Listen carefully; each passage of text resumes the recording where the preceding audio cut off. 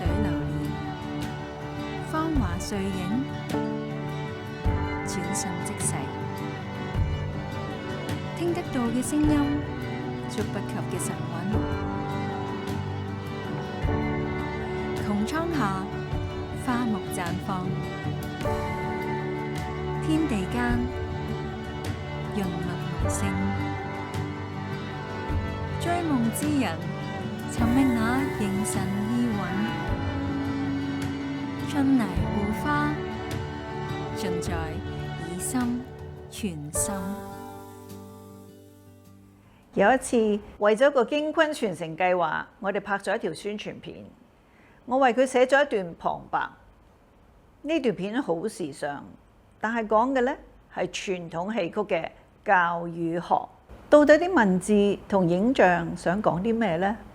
不如我哋一齊去解讀一下。如花美眷，似水流年，係湯顯祖《牡丹亭》嘅兩句唱詞。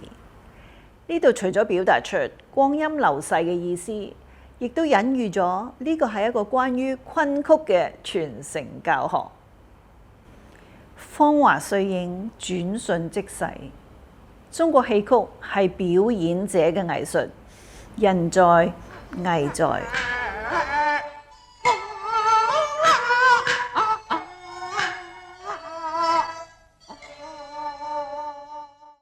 聽得到嘅聲音，泛指可以睇到、可以聽到嘅嘢，譬如話舞台上嘅唱、念、做、打舞。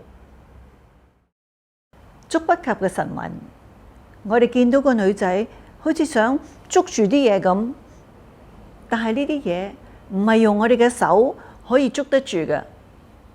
呢啲就係藝術家嘅神采氣韻。呢啲東西只能夠用你嘅心去感受、去領悟。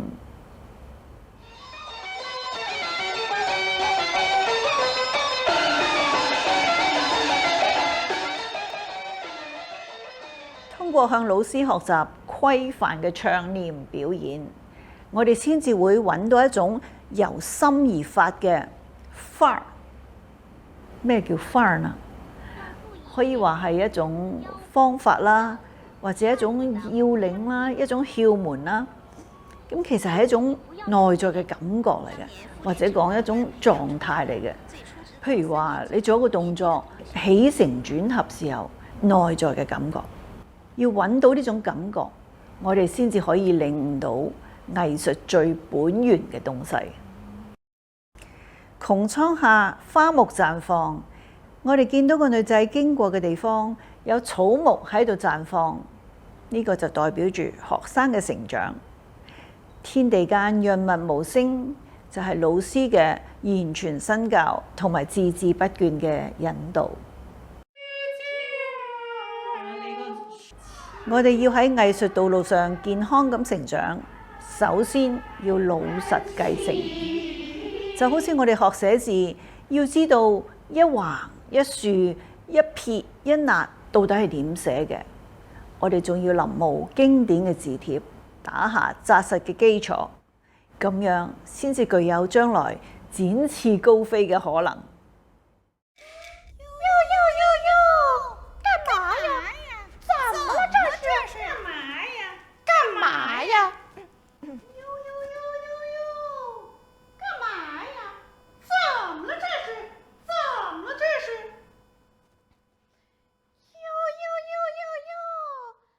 上堂嘅時候咧，老師係幾嚴厲嘅，佢真係就以最專業、最標準、最嚴謹嘅態度去對你啦。咁老師亦都係好傾囊以授，用佢最認真去教導佢嘅學生咁樣咯。每一個字、每一個音，老師都一定會執。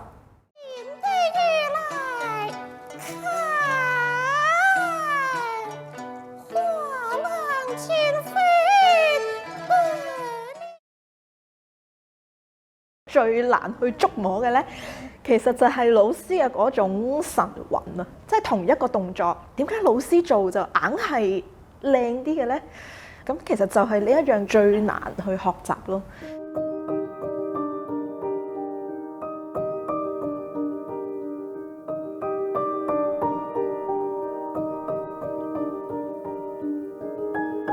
咁其實同老師相處嘅每一刻咧，都好值得我去珍惜嘅。上堂嘅時間固之然啦，因為係一個技藝嘅傳承啦。過程當中，佢可能會教我哋書法啊，而書法嘅當中，原來又有啲嘢係同戲曲係通嘅喎，係參透到嘅喎。或者食飯嘅過程當中，佢會分享好多佢以前學藝嘅一啲點滴啊，或者做人嘅一啲道理啊。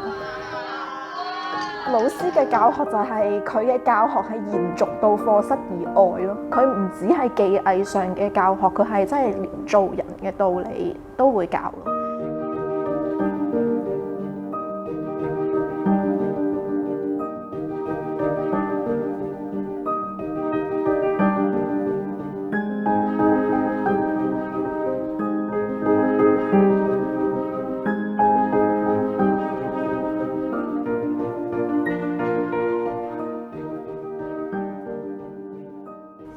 好似我同我老師京昆藝術大師余振飛，當年我係非魚佬嘅唱唔聽㗎，目的呢係為咗一門深入，將老師嘅行腔韻味烙印喺心中。呢種規範嚴謹嘅教育同訓練，唔單止可以提高學生嘅技藝，而且呢能夠使佢哋嘅品味啦、鑑賞力啦，都得到一種熏陶。始於一個非常之高嘅起點之上。追夢之人尋覓那形神意韻。追夢之人係邊個？好似頭先個女仔咁啦，或者好似我咁啦，同埋所有希望全身心去探知藝術、攀登藝術高峰嘅人。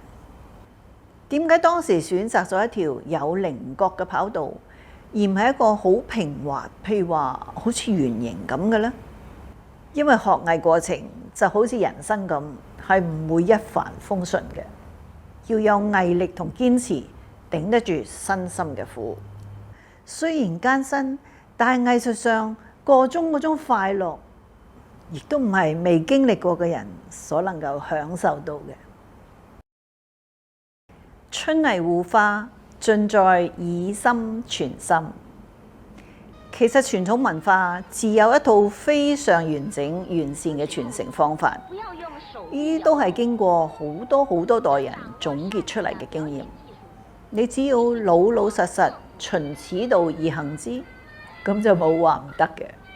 捨此別無他法。學生尊師重道，抱持敬畏之心，先至可以謙卑咁學習。老師傾囊以授，將各種技藝以心傳心。記得我細個嘅時候去北京參觀過北京嘅戲校，我深深被嗰一個踢腿嘅英俊少年所吸引。嗰種嘅精氣神，嗰種嘅心無旁騖，同埋彌漫喺空氣當中嗰種端正之風，嗰種尊師重道。當時我幾咁希望我係你哋其中嘅一份子，但願有咁一日，呢幅英俊嘅京昆少年圖可以喺香港出現。